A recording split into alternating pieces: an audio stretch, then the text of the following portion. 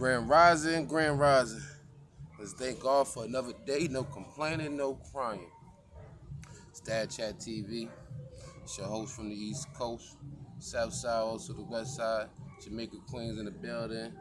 Hashtag New York for president. Shout outs to America. Shout out to the whole world. This is Dad Chat TV. Papa Stretch. I can sit like this. You can't see me the other day, man. My face was cut off, man. I don't know. I gotta have to sit like this, y'all. You know what I'm saying? I'm doing this live from outside. We here with another one, man. About to navigate through these waters in which we call fatherhood. Hashtag stepfathers don't matter. Her words, not mine. Hashtag men be in these kids' lives. Today's topic is consistency. Yes. Consistency, fellas. All around the board. Consistency in yourself, consistency in your building,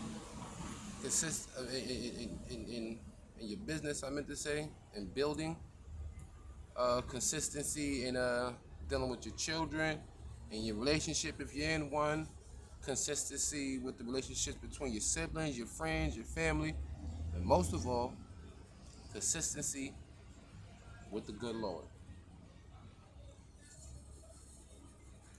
I brought that today. Might not be as juicy or as spicy as other topics, but you know, it's very important when it comes to this fatherhood thing. I gotta be consistent in putting these videos out for y'all, man. So, you know what I mean? I feel like I'm the daily bread, you know? The daily word of the day. You understand? Lord knows I need it. I keep telling y'all, man, it's like I'm talking to the mirror. Because I gotta be talking to myself all day to keep motivated, man.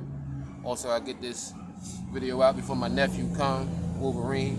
That's exactly what he is, a Wolverine. He's terror. But I love him. He's a good young boy. Trying to make sure, you know what I mean, he grew up on the right track. I got everything to do with it. But yeah, you know, consistency, man. Gotta be consistent, like I said, putting these videos out and sticking to that. As I told you, I got a little side job, so I'm consistent in doing that. Gotta do that tomorrow and Monday. Trying to be consistent in my nephew life until things get better on his father's side, you know. So just, you know, just keep coming with it, man, and sticking with it, even with these kids, you know. They give us troubles, they stress us out, they need a lot. Speaking of need a lot, I gotta speak on this. I'm sorry. What has happened in the last 10 years when it comes to the school supply list? Yep. Let's talk about it. I've been doing it since, I guess you could still say my stepson was when he was in third grade, third grade. And I've been noticing each year the list is getting more consistent with digging in my pockets, in the world's pockets. When I was a kid, boy, we needed 3-4 books, Trapper Keeper, maybe a binder, you know, calculator, things of that nature, all, you know what I mean? Nowadays, the list composed of more school cleaning supplies than actually school learning supplies. Shout outs to my Spanish fathers out there. They want 4 rolls of paper towel, 10 packs of cleaning wipes, 5 packs of regular wipes, 3 gallons of hand sanitizer, mops, brooms, dustpans. You know what I'm saying? Like, what else? At the very end of the list, you might get 2 books, pack of pencils. Like, man, listen. And if they do put enough of that, it's like they're doing it all for the other kids. Now, money was even more scarce and less fluent when I was a child. So I remember the days when there might not have been enough supplies and all that in the school. So if you put on the list and say, hey, parents, if you have any extras or can afford, after, you know, you just get your kids this basic list to help the school, Put it all there so we can read and have the option, cool.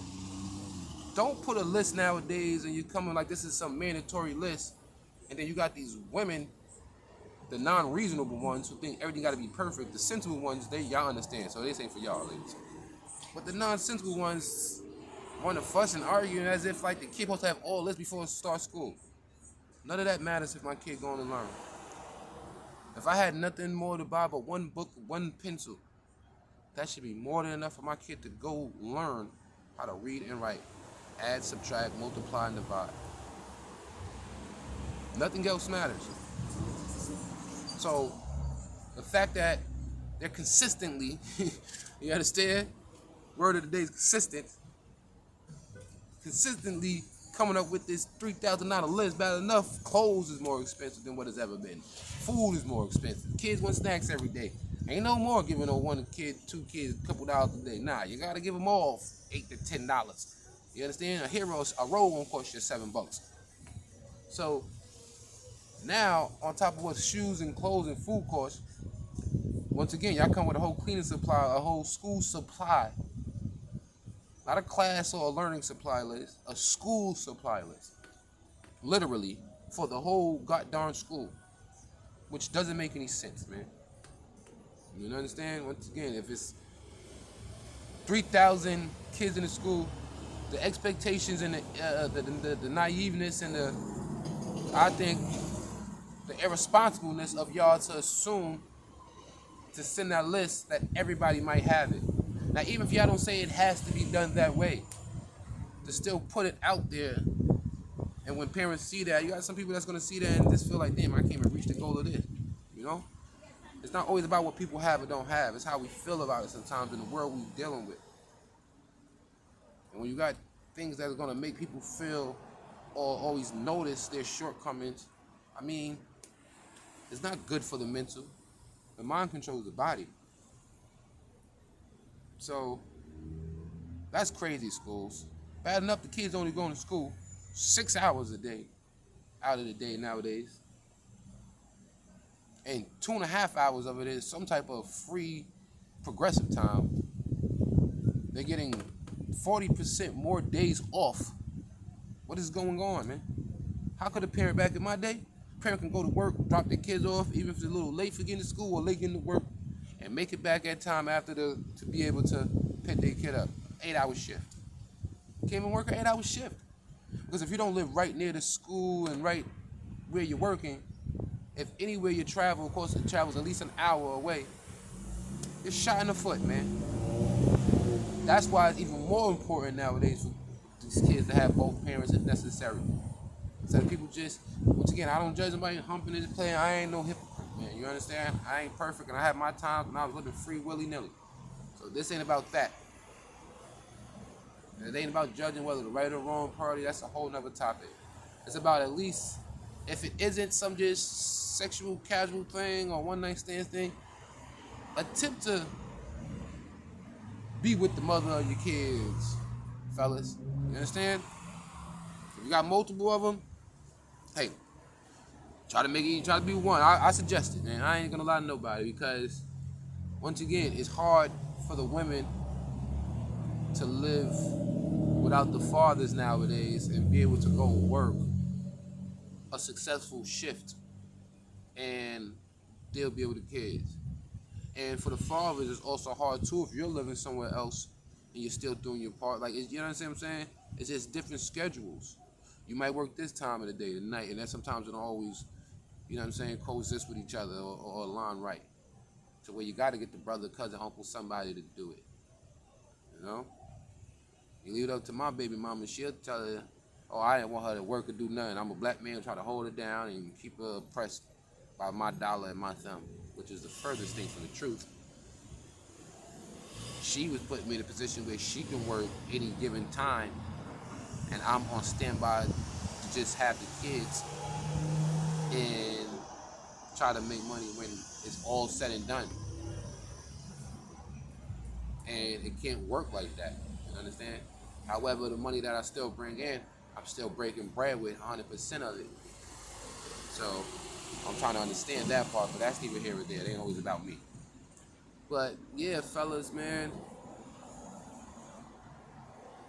You're gonna know what I'm talking about if you participate in them, starting the school shopping with clothes and school supplies. For those that not, I hope you got a legit reason. And those are very, very slim circumstances that a man like me understand. But it's a struggle, you know what I'm saying? Like I said, they want more than what you deserve. What you should have for a child to be able to go to school and learn. Let's just say you put everything on the damn list there, but my kid ain't picking up the work. Now what? Hey, I got the list.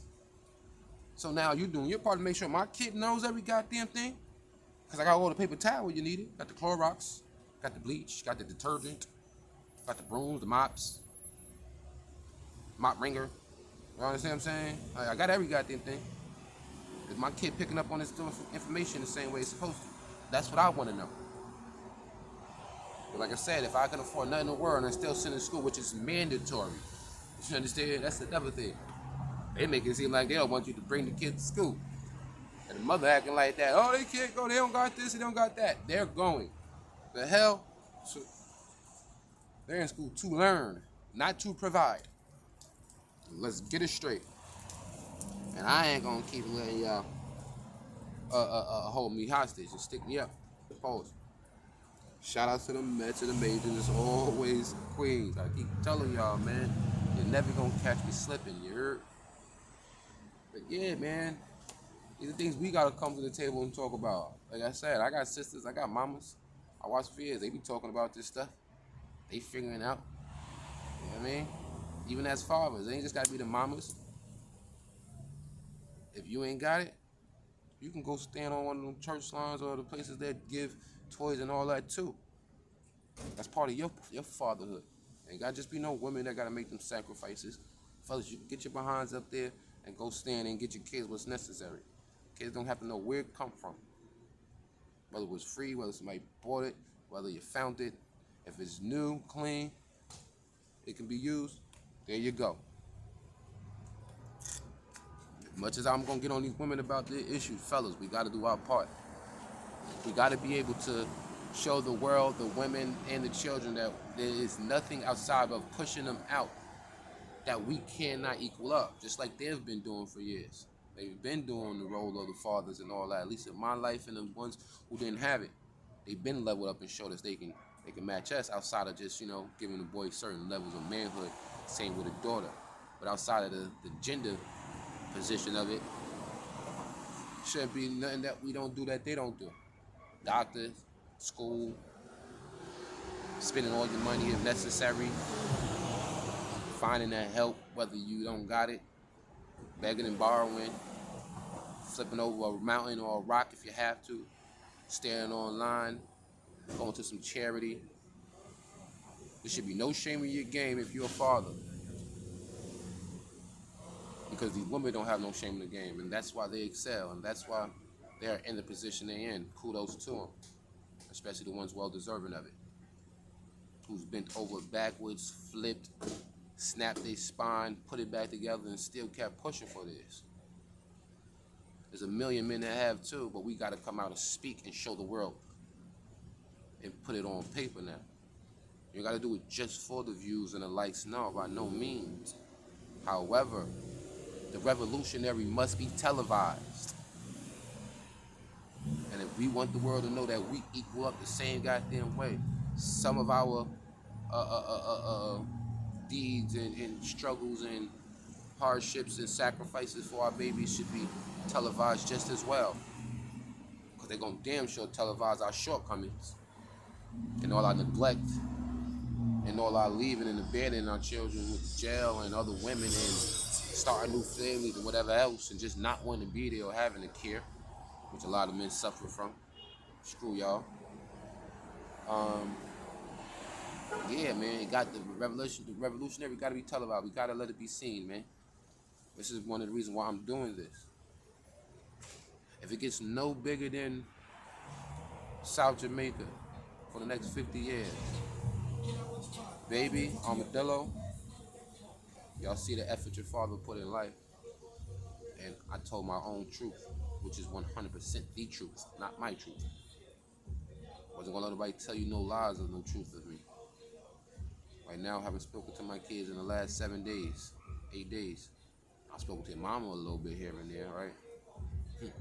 On the kid's phone, but I mean, once again, that's neither here or there. I'm not gonna call every day like I was. I'm gonna let some time, I'll call in between and let it be. I still gotta do what I gotta do. You understand? I'm still a son. You know, my mom's had a little stroke not too long ago. I'm still a brother. I'm still an uncle. I'm still a friend. I'm a father first, but I'm not only a father. And right now, at certain times in life, that position can temporarily get taken from us at moments. But I'm gonna resume the rest of my world. I'm not about to stop, break down, and do nothing. That's not gonna help. Keep pushing, trying to get myself more and more together in this new world in which I'm traveling in.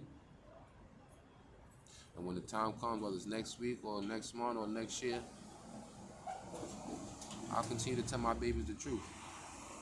Their mother don't like it,